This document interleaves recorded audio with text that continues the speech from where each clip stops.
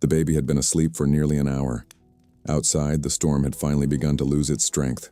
The furious wind had given way to a steady drizzle, and the house, once shaken by thunder, now rested in an almost sacred stillness. Samuel slept peacefully inside the makeshift crib Thomas had built from a wicker basket and folded blankets. For the first time since arriving, the little boy looked completely safe. Rebecca sat close to the fire, hugging her knees against her chest, her eyes lost in the dancing flames. Across the room, Thomas quietly dried the last of the dinner dishes. He tried not to look too long at what was unfolding before him. A woman, a sleeping child, the warmth of something that almost resembled a family, filling a house that had forgotten what life sounded like. Then Rebecca broke the silence. "May I ask you something?" Her voice was barely above a whisper. Thomas wiped his hands on his apron and walked over, sitting in the chair beside her, the same chair that had remained empty since Clara's death. Of course. Rebecca took a slow breath, not because she didn't know what she wanted to say, but because saying it aloud would make it real.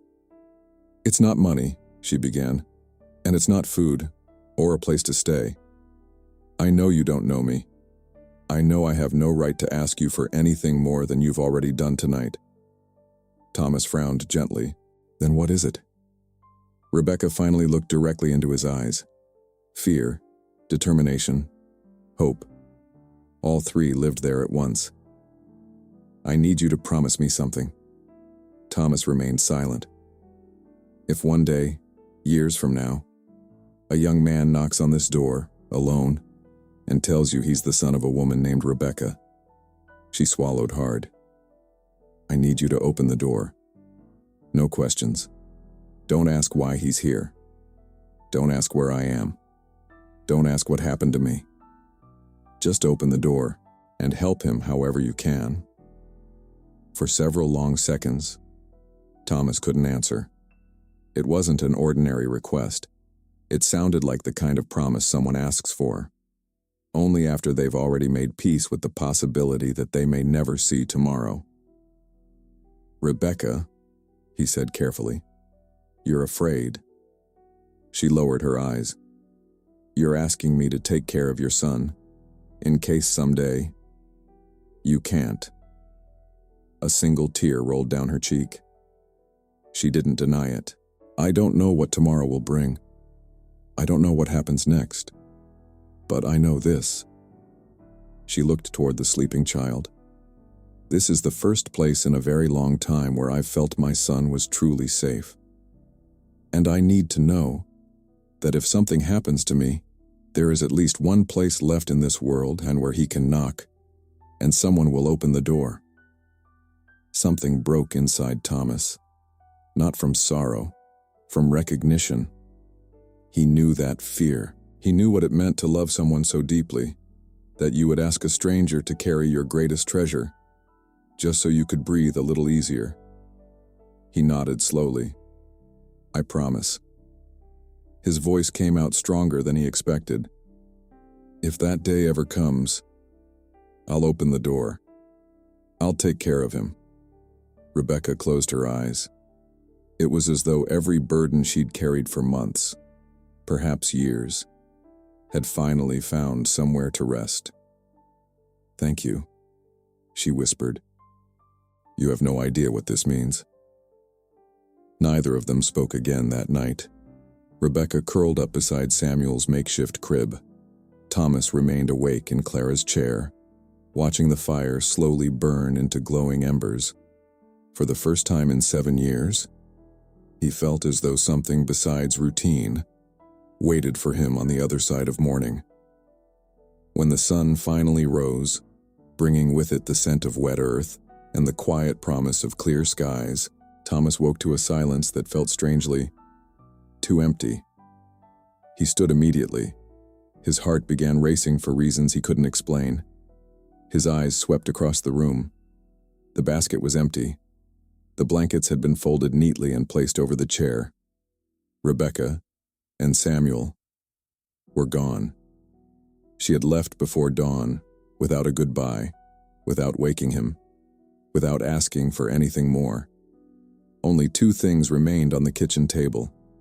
The first, a small wooden bird, hand-carved, its edges worn smooth by years of careful hands. The second, a sealed envelope. On the front, written in careful handwriting, were only 6 words. For the day Samuel needs it. Thomas held the envelope for a long time. He never opened it. Something inside him knew. Those words were never meant for today.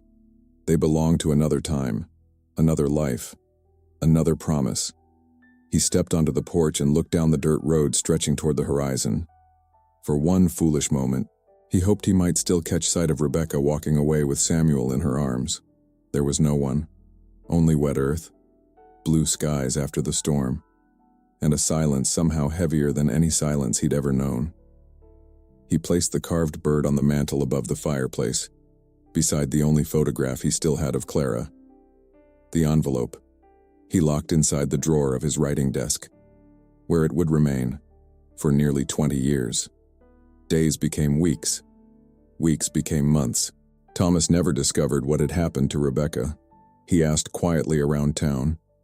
He described her to the owner of the general store, to the local sheriff, to anyone who might have crossed paths with a young mother carrying a little boy. No one had.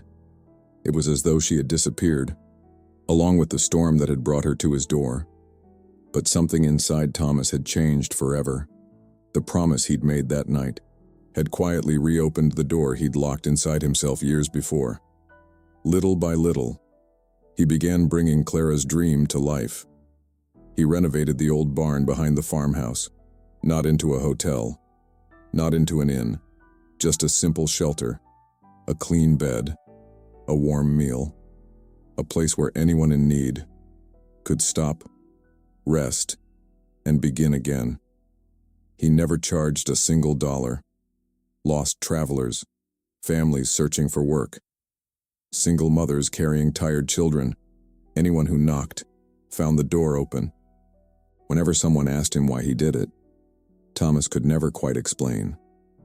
He simply knew that every time he welcomed a stranger inside, he was somehow keeping the promise he'd made on that stormy night. Years passed that way, slowly, quietly, purposefully. Thomas grew older. His hair turned gray, his hands became rougher, his back no longer moved as easily as it once had. But his eyes, the same eyes that had carried nothing but grief for 7 long years, now carried something else. Peace. He never forgot Rebecca. He never forgot Samuel. And every time another storm rolled across the countryside, Thomas found himself looking toward the front door, wondering if this would finally be the night. 19 years. That's how long it took. By then, Thomas Hale was 63 years old. His body moved more slowly than it once had, but his spirit remained steady. On a cool autumn afternoon, one that felt strangely similar to the stormy night nearly 2 decades earlier, he heard footsteps coming up the long dirt road. As he did most afternoons, Thomas sat on the front porch, watching the sun sink over the fields he and Clara had planted together so many years before. A young man was walking toward the farmhouse. He was tall, broad-shouldered. His stride was confident, yet there was hesitation in every step. It looked as though he was gathering courage with each foot that carried him closer. Thomas slowly rose to his feet. His heart was pounding in a way it hadn't for years. The young man stopped a few yards from the porch. Then he looked up. Their eyes met. There was something familiar about those eyes. Thomas couldn't explain it. They echoed a memory buried so deeply that it felt almost like a dream. "My name is Samuel." The young man's voice carried both confidence and uncertainty. I don't know if you'll remember me. My mother told me, before she died, if I ever needed help, I should come to this farm and ask for a man named Thomas." For a single moment, the entire world seemed to stop. 19 years of waiting, compressed into one breath. Thomas swallowed hard. "I remember." His voice trembled. "I remember every minute of that night." He stepped aside. "Come in." His hands shook slightly as he prepared coffee. Over the years, he had welcomed hundreds of strangers into his home, but never with his heart beating like this. Little by little, Samuel told the story his mother had never been able to tell while she was alive. Rebecca had been running from an abusive relationship. The man she escaped was dangerous. She knew that if he ever found her, he would never allow her to leave again. So she disappeared, from town to town, state to state, always moving, always looking over her shoulder, always staying one step ahead. She raised Samuel alone, working whatever job she could find, never staying anywhere long enough to be discovered. "She never came back here," Samuel said quietly. "Not because she forgot you." His eyes filled with tears. She was afraid. She believed that if he ever found her, he might find you too. And she couldn't risk putting the only safe place she'd ever found in danger. Thomas lowered his head. For nearly 20 years, he had wondered why Rebecca never returned. Now, he finally knew. "She protected us both," he whispered. Samuel nodded. "She kept your secret until the very end." He paused before continuing. "She died 6 months ago. Cancer. The doctors discovered it too late." His voice cracked. "In her final days, she finally told me everything. About the storm. About the man who opened his door without asking a single question. About the promise." Samuel smiled sadly. "The last thing she said was, 'If anything ever happens to me, go to Thomas, he'll help you.'" Thomas closed his eyes. His chest felt as though it were breaking apart and healing. At the exact same time, Samuel reached into the inside pocket of his jacket. "I have something else." He carefully removed an old envelope. Its edges were worn. The paper had yellowed with age. "My mother told me not to open this until after I found you." He looked toward Thomas. "But I have a feeling you might have something that belongs with it." Thomas froze. Without saying a word, he walked across the room toward the old writing desk. His hands trembled as he opened the drawer, one he hadn't touched in almost 20 years. Inside, exactly where he had left it, lay Rebecca's envelope. The words on the front were still perfectly clear. "For the day Samuel needs it." Thomas stared at it for several seconds. The day had finally arrived. He slowly broke the seal. The paper crackled softly as he unfolded it. Then, with a trembling voice, he began to read aloud. "If you're reading this, then the promise I made that night has finally come full circle. Thank you. Thank you for opening your door when it felt as though the world no longer had a safe place for us. That night, I didn't know whether I would live long enough to watch my son grow up. But the moment you looked at me and said, 'I promise,' I knew that somewhere in this world, mother-in-law, or my son would always have a good man watching over him, even from afar. Please care for him, as you would have cared for the son you and your wife always dreamed of having. And if you can, tell him about Clara. Because from everything you shared with me that night, I know she would have done exactly what you did for me. She opened that door through you. I simply arrived late enough to witness it. Thank you for keeping your promise." There was one final sentence, written more tightly than the rest, as though Rebecca had added it later, during a quiet moment filled with emotion. "Some nights last only a few hours, but some promises last forever. Thank you for keeping yours."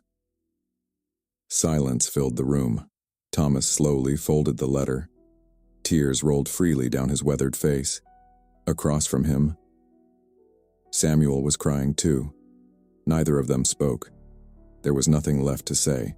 They simply allowed 19 years of waiting, of grief, of hope, to settle gently between them. It was Samuel who finally broke the silence. His eyes wandered toward the window, where the old barn stood in the distance. A family of travelers rested there at that very moment, their laughter faintly drifting across the farm. "What is that place?" he asked.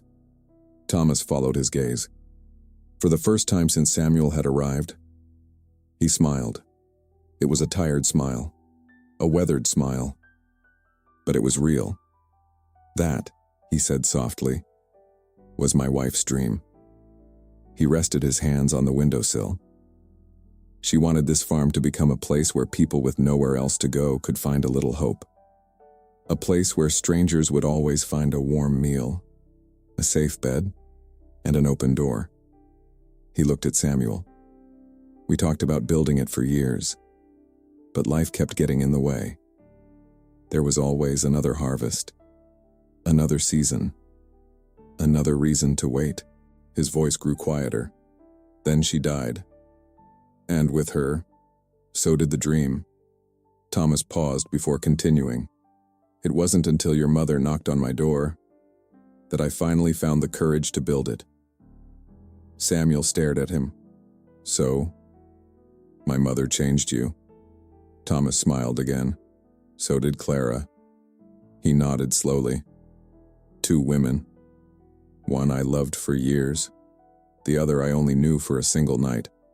And yet, both of them taught me the same lesson." He looked toward the front door. "Sometimes opening a door can matter more than anything you'll ever say." Over the months that followed, Samuel made a decision that surprised even himself. He stayed, not because he needed somewhere to live. At 19 years old, his whole life still lay ahead of him. He stayed because, for the first time, he felt as though he had found something he'd never truly had before: roots. Together, he and Thomas repaired old buildings, expanded the shelter, added more rooms, built a larger kitchen, created spaces where frightened mothers and their children could recover before beginning again. The little refuge slowly grew into something far greater than either of them had imagined. When it came time to give it a name, neither of them had to think very long. They called it Rebecca's Door. At the entrance stood a wooden sign. Beside it rested a hand-carved bird, an exact replica of the little bird Rebecca had left behind 19 years earlier.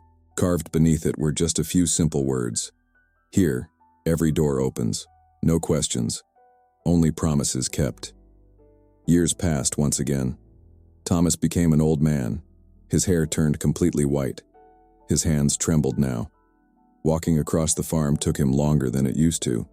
But his eyes still carried a light that hadn't existed before that storm so many years ago. People often asked him the same question: "What made you dedicate the second half of your life to helping strangers?" Thomas always answered the same way. "There was once a woman who knocked on my door during a storm. She had nothing, except a little boy in her arms, and one promise in her heart. She didn't ask me for money. She didn't ask me for food. She didn't ask me for shelter. She asked me for a promise. And that night, I learned something I'll never forget." He would pause, allowing the silence to carry the weight of the memory. Then he would smile. Sometimes, a single night is enough to change far more than one life. It can change generations. Rebecca's Door continued welcoming families year after year, women escaping violence, children searching for safety, travelers with nowhere else to go. Every person who crossed its threshold became part of a story that had begun decades earlier. On a stormy autumn night, when a grieving widower chose compassion over fear, no one who arrived there knew the entire story. Most never learned the names of Thomas, Rebecca, or Clara. They only knew one thing. Whenever hope seemed lost, there was always one place where someone would answer the knock, and sometimes that was all a person needed to begin again. Years later, after Thomas had peacefully passed away, Samuel found himself sitting alone on the same front porch where they had shared countless evenings together. In his hands, he held the small wooden bird. Its smooth surface had been touched by 3 generations of hope. He smiled as the wind gently rustled through the fields. For just a moment, it almost sounded like laughter, like Clara singing softly in the kitchen, like Rebecca whispering thank you, like Thomas saying, I promise. Samuel looked toward the shelter. Children were playing outside. A young mother sat on the porch smiling for what was likely the first time in months. Life continued, exactly as Thomas would have wanted. Samuel carefully placed the wooden bird back beside the entrance. Then he opened the front door, not because someone had knocked, but because he wanted anyone passing by to know they were welcome. Because some promises aren't made to be remembered. They're made to be kept. And a single act of kindness, offered without questions, without conditions, without expecting anything in return, can echo far beyond the lifetime of the person who first offered it. Long after the storm has passed, long after the tears have dried, long after the people themselves are gone, kindness remains, waiting for someone else to open the next door. The end.